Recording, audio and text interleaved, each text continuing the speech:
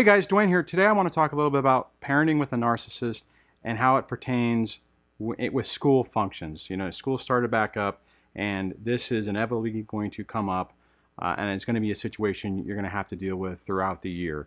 The first thing I want to say, just right off the bat, is choose your battles wisely. You don't want to necessarily fight over everything, and you need to basically pick and choose where you really need to put your foot down and where you don't. As we all know, dealing with a narcissist, they're not reasonable.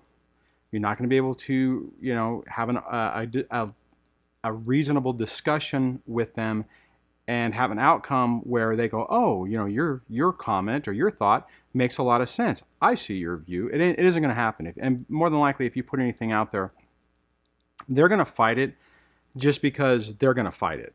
Okay. So,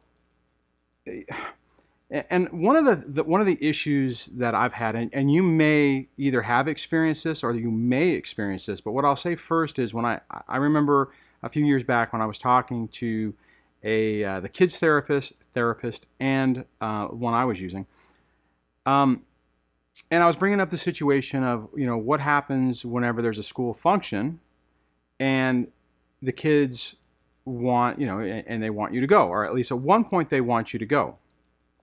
And they're like, and then the ex basically makes a thing saying, well, if you go, I won't go, right? And the book answer, and the easy book answer is you set your boundaries. It's your child, just like it's their child, and you have every right to go, which is true. You have every right to go, and if you want to go, you should go. But here is a little caveat, a little wrinkle in this whole thing, excuse me, that you need to think about. And that is what happens whenever there's a school function that you want to go to, you may have even planned to go to, you may have even discussed it with your child, and they want you to go. But what happens, or what potentially may happen, and you may experience this, is the ex decides they want to go, but they don't want you to go. And okay, so I think I've talked about this before in a different video, but I'll use this example, or there's a couple of examples, but this one was a graduation party for my daughter where they were going to go to Universal Studios. And I was like, okay, hey, that sounds great. They need chaperones. I got all my tickets punched to where I can do it. So I'll go and chaperone. That'll be great. Daughter goes to her mom's. When she comes back, it's like, hey, mommy wants to go. I'm like, great. We both can go. Not a big deal. A few days later, mommy won't go if you go. And I'm like, okay, well then I guess she's not going because I'm going. A few days later, hey, you really don't like him you don't like roller coasters, you don't like trips, you don't like, whatever. And basically you get to the point where your child is asking you not to go. It's actually very painful because you go from them being excited, really, you want to go? Okay, and maybe this is just because, coming from the guy side that, dads typically don't really seem to get the opportunity to do a lot of that stuff. As I'd mentioned before, I had an opportunity to move my job around, which gave me some flexibility to be able to take some more time off to do things with the kids. So I was like, hey, I've changed, so I'm going to try to do this, right? So, but okay, so my point is, you have the correct answer is where, nope. There's a boundary, I have every right to go, just like she has every right to go, and I'm not going to go just because you don't want me to go. Okay, that's great. But if the kids get in the middle of it and the kids basically are begging you not to go, what do you do, right? I mean, and that's where, you have to pick your battles. I mean, if the ex has turned or convinced your child that they don't want you to go now, and think about it. So, I mean, think about the fact of what's going on in a kid's head. They were excited at one point to go, right? and then they are put in the middle of it, and they want to, they're basically being forced to choose, which is absolutely what you don't want to do. And this is where I'm saying choose your battles wisely, because all you're doing if you fight that fight is you're putting your kid in the middle. And this is a conversation that I had with one of the professionals, and I said, okay, and that's kind of what that's the way I approached it with them. I'm like, all right, I hear what you're saying. I get it. You're absolutely right. But what do you do whenever your kid is then begging you to not go? I mean, I've had this happen with a couple of different scenarios with my two youngest, where they'll be excited about something, and then they'll be like, well, mommy really wants to go, and could you not go? Or you really, I mean, and it's really kind of tragic. But you like I said, you have to choose your battles wisely. I even had it back when I was actually talking with the ex, way back, even before I knew about this narcissism thing. We got in these things about school functions, and it's like, well, this this is almost kind of funny, and it's the logic of how some of these folks, and you probably have dealt with this, how the logic of how some of these folks come up with things is just crazy. And the discussion was, this school function is on my day. I'm like, what? It was like an award ceremony. The award ceremony is on my day, so I get, so was saying she could go. I'm like, so if graduation's on my day, you don't get to go to that? And that was like, then I think she was like, oh, I mean, it's a total pain, and it's hurtful, right? I mean, when you're going through this, and then you have your own kid basically, telling you to go from being excited to something to being not excited, it's really tough, guys. I mean, it really hurts. But one, in this situation, on that, you got to focus. You have to focus on what's best for your kids, right?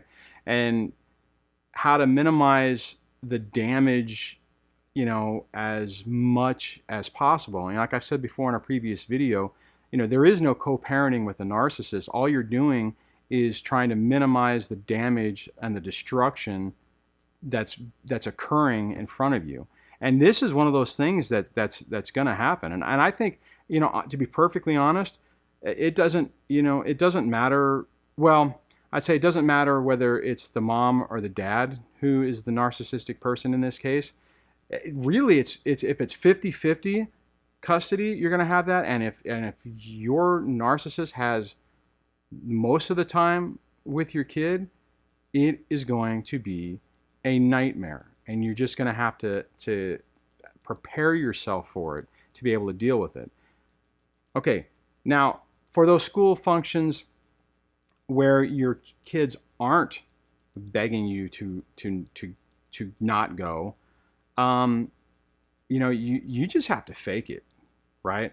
I mean, if there's a school function, I mean, fortunately with the school functions, typically what happens on school functions is when they are, when the times are, you can get yourself in the right frame of mind to be able to go and pretend, right? Put on an act, pretend. I mean, you don't have to give them a hug, and you don't have to be all fake or whatever, but just be cordial.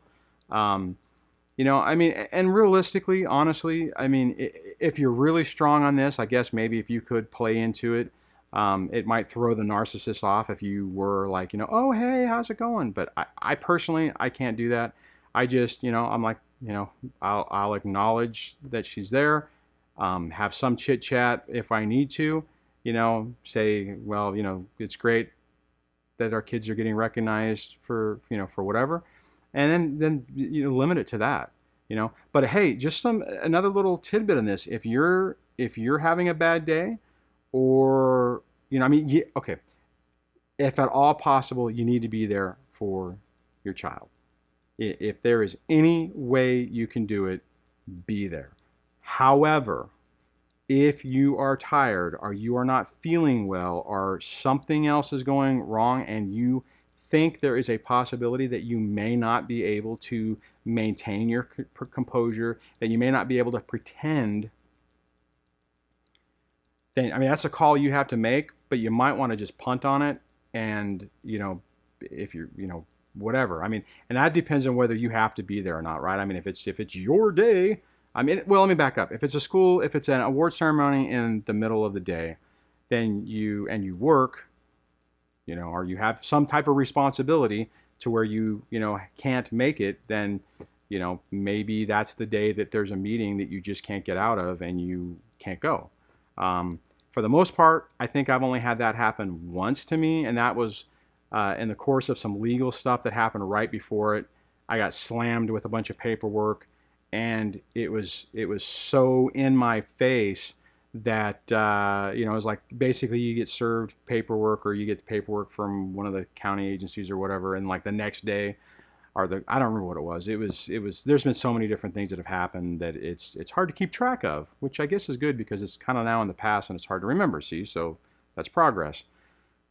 But you know, anyways, what I'm saying is for the most part, I went to everything I could go to. There was only like one or two different things that I basically bowed out of because I knew that I was not in a good place mentally to be able to interact and not risk doing or saying something that, not doing, that wouldn't do anything, but to say something or have the situation get verbally out of control. It's just not worth it. So, I mean, you can only, I mean, you know yourself, you know how you'll respond and what you're capable of doing, and what you're not. I mean, if you're able to just, you know, keep it together, then great. If you will get mad and want to confront the person on it, then you might need to take a pass. Anyways, this is a tough one. You know, I don't look forward to these situations at all. I don't even now. But it does get easier as time goes on. And I think once you understand what they are and what their trigger points are, to where, I mean, I mean, I guess technically, once you start figuring it out and you know they're a narcissistic personality type, you know what you could do to cause them a narcissistic injury. Realistically, that doesn't do anything good for anyone. And I've talked about that in another video, and I'll talk about that more in a different one. But bottom line is, choose your battles on school functions. If your kids, unless your kids are specifically begging you to not go because they want mommy or daddy to go, then be there if you can. All right. So if you guys have an experience with this, maybe a different perspective that I didn't quite cover, you know, or you can relate to it, you know, leave a comment below about, you know, your experience with it. Would love to, I need to not say love on these type of things, but would be interested to hear your experience and how you dealt with it. If you like the video, give it a thumbs up. If you dislike the video, give it a thumbs down. And if you like the channel, you know, guys, give it a subscribe. And you know, and if you have some ideas for stuff, send me a site message, and I'd love to you know, hear that and what would be helpful. And on that, so I'm going to wrap it up. Hopefully you're having a good day, and you know, the good days get better and they come more frequently. Just count on that. It takes a while, but it does happen. So all right, I will talk to you guys on the next video. Take care. Bye.